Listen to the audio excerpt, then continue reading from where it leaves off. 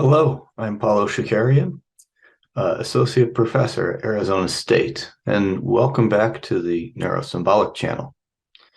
As 2022 wraps up and we post some of our final videos, I thought it would be interesting just to share some of the papers that we've been reading lately here in Arizona, especially these papers you may have missed over the course of the year. So let's take a look at a couple. So the first is from Artificial Intelligence Journal. This is the Logic Tensor Network journal paper. Logic Tensor Networks have been around for a few years now, but the journal paper was just released earlier this year. I think it's definitely worth taking a look at because there are some nice comparisons amongst the different differentiable operators that they look at, and they evaluate them based on things like, vanishing and exploding gradients. They also assemble what's called product real logic, and they talk about, this is a nice set of operators for use with LTN, although these operators do still suffer some of the gradient issues I mentioned, but they even offer kind of a quick and dirty solution to that deals with subtracting a small epsilon value away from the activation at the border cases. So the next paper was an EMNLP, and this came out of IBM.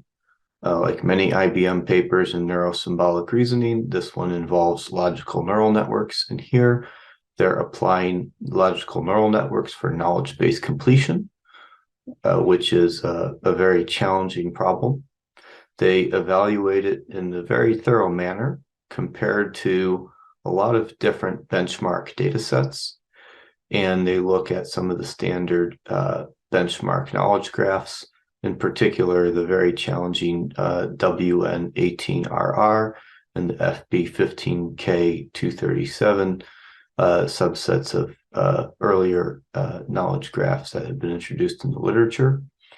One thing that's really interesting about this paper is that LNNs, when doing this, they provide an explainable result in terms of the underlying logic, but they also show that their approach can be combined with embeddings for further improvement, which is kind of neat as well. The third paper we'll talk about was a NeurIPS paper. This came out of Meta AI, and this deals with a transformer approach to symbolic regression. So previously, some good folks out of Lawrence Livermore introduced what was called deep symbolic regression, that used reinforcement learning and a recurrent neural network. Here is more of a purely supervised approach using the transformer architecture in a way that's similar to a large language model. They show some pretty good results. Of course, since this is a supervised approach, inference actually ends up going much faster than in some of the other things for symbolic regression. So we see DSR plotted as taking longer inference time, and this is due to the reinforcement learning type approach, as well as some of the other methods out there that are typically genetic programming based. And the way they do this is kind of interesting. A sample here is defined as n vectors that are associated with a ground truth equation. And so the input into the trained model is a sequence of these vectors that are kind of the observed values that you've had, and then the output is the equation. So what they do to train that is they generate millions of samples of equations using some techniques from the literature, and the literature on symbolic regression, and they show that the resulting model is quite robust and competes very well with existing approaches. And so I thought this was definitely worth checking out. Also gives some inspiration into ideas of how transformer architecture can be used to generate a symbolic program of sorts. So the next one is the SolverFree framework for scalable learning in neural ILP architectures. Now here, ILP refers to integer linear programming as opposed to inductive logic programming. Now, this kind of builds on a line of work that started with SATnet, where you are learning a combinatorial problem from data, but approaches like SATnet and CombOpNet, they would require that on the forward pass, you're actually approximating the combinatorial problem. And that approximation is, of course, very expensive. And so what this paper looked to do was, can we get around that? Hence the name SolverFree. And so what they propose is they create a polyhedron based on hyperplanes from training data. And what they do is they modify some of the training samples to violate the constraint to, to create this polyhedron. So now you've essentially reduced a combinatorial problem to a supervised learning problem, and they go from there. They show that this provides some really great results on some of the common problems seen in this area, such as Sudoku, but not just in terms of accuracy, also in terms of runtime, which I think a lot of that is just due to not having the not having to run that solver. And finally, one more paper. This was a paper out of our group, along with our colleagues in Argentina. This was presented at the TransAI conference earlier this year. And this is more of a theoretical contribution where we look at generalized annotated logic and how that could be used in an equivalent neural architecture.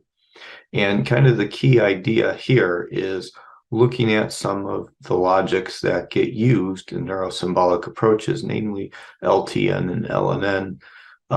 These can be viewed as special cases of generalized annotated programs, which associates elements of a lattice structure with logical constructs.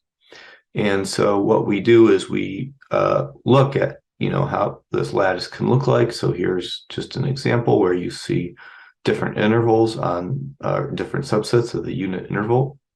And while there's been some previous work that's actually looked at generalized annotated programs with a lower lattice, because their original work on generalized annotated programs from 1992 actually proved all their results with respect to an upper lattice.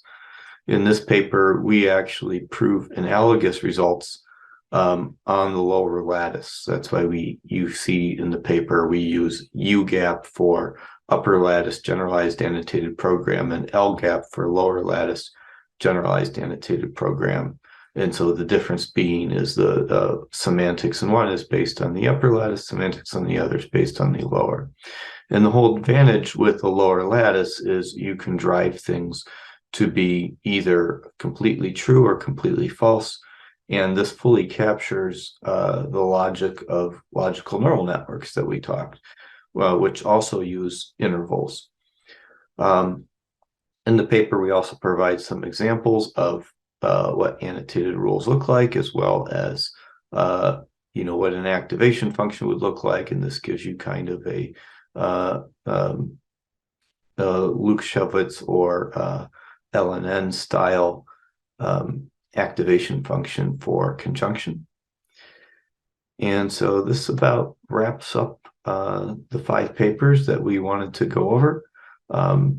Feel free to check out our other videos on the site. Some of these papers, I believe like the meta transformer paper, we're going to be releasing videos in the coming weeks and months. And other papers like the logic tensor network that we talked about today, we actually have already some videos on the channel that you may want to check out. All right. Well, enjoy your day and happy holidays.